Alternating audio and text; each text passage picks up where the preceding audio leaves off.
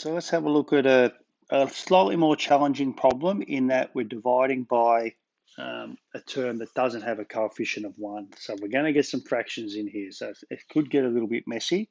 So we've just got to be a little bit more organised with our working out. So again, 2x plus 1 into 3x cubed plus 2x squared minus x minus 2.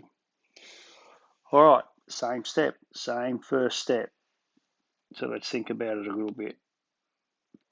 What do I multiply 2x by to end up with 3x cubed? So it's clearly going to be an x squared. What do I multiply 2 by to get 3? Well, I'm going to multiply by 3 over 2 because 1.5 times 2 is 3, or 2 times 3 on 2 is equal to 6 on 2, which is equal to 3. All right, so that's what I'm multiplying. There's my lead term. So 3 on 2 times x squared will give me 3 on 2 x squared times 2x will give me 3x cubed. 3 on 2x squared times 1 will give me 3 on 2x squared. Subtract them off. Lead terms cancel if I've done it correct. Now I get 2x squared minus 3 on 2x squared. So 2x squared is 4 on 2 minus 3 on 2 leaves me a 1 on 2. Actually, I might change the colouring there.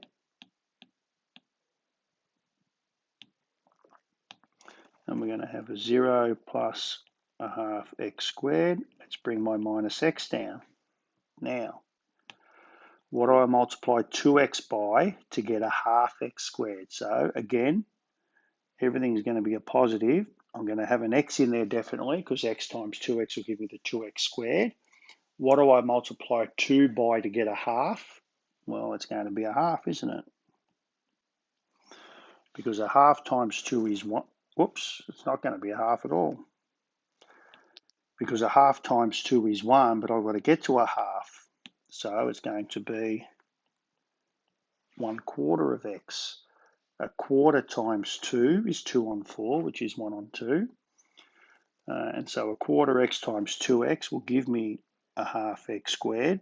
A quarter x times 1 will give me a quarter x.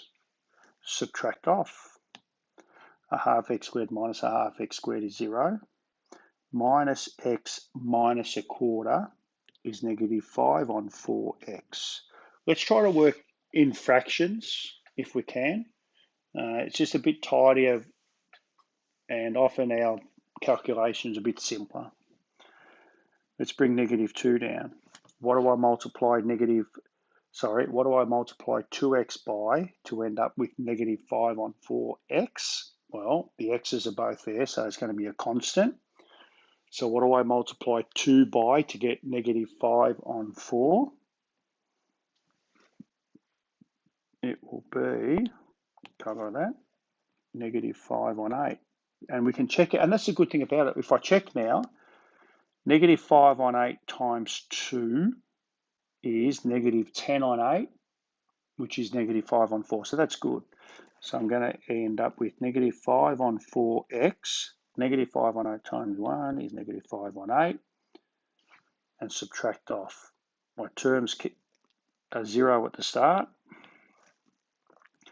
Negative 2 minus minus is a plus. So we've got 8. So negative 2 is 16 on 8. So negative 16 on 8 minus a minus is plus 5 on 8. So negative 16 on 8 plus 5 on 8 will be negative 11 on 8. There's my remainder. So again, my answer, 3 on 2x squared plus 1/4 of x minus 5 on 8 with a remainder of negative 11 on 8 over 2x plus 1, which we often write as, I'll just put it up there, negative 11 over, the 8 goes in the denominator, 2x plus 1. So we might write it that way. We'll never leave it as a fraction on a fraction. All right. So there's the term remainder. So definitely a little bit more complicated, but the processes are the same. The only thing that makes it more difficult is the fact that we're using fractions. So nicely, we've got a calculator screen dump here to check that answer. How does that look? So we've got our negative 11 over 8 times 2x plus 1. Well, that's promising. I've got a 3 on 2x squared, a 1/4 of x, and a negative 5/8. So that's nice. It's good to get them right. All right, let's have a look at the next one here. And clearly the big difference here is our term we're dividing by, x squared minus 1. So he's got a coefficient, it's got a degree of 2, hasn't it? There's an x squared term there. But we do the processes exactly the same. So I'm going to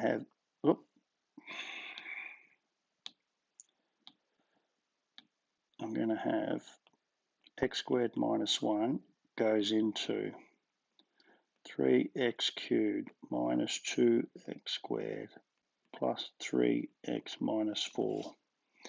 So again, what do I multiply x squared by to get 3x cubed? So I'm only going to need a 3x at the start. So obviously the term that we end up with won't have as large a degree on it. So 3x times x squared is 3x cubed. 3x times negative 1 is negative 3x, which I'm going to put over here. Okay, just so that we subtract the right terms, because now 3x cubed minus 3x cubed is 0.